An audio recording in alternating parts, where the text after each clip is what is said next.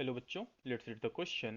The voltage V and current I graphs for a conductor at two different temperatures T1 and T2 are shown in the figure.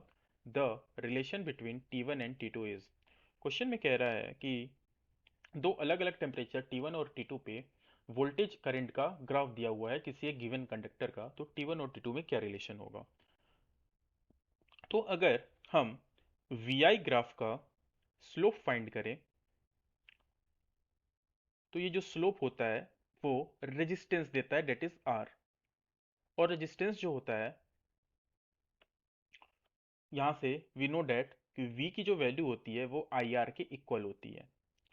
किसी एक point पे हम assume कर लेते हैं कि जो करंट है वो हमारा सेम है, मतलब वी हमारा सेम है, मतलब V is directly proportional to R. Okay, now अगर हम देखें तो यहाँ पे T1 के लिए वी की ये वैल्यू होगी और T2 के लिए V की ये वैल्यू होगी। This is V1, this is V2। We can clearly see that V1 ज़्यादा है V2 से।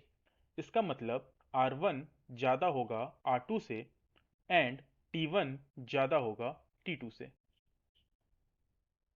So correct option will be option A. I hope you understood it well. All the best.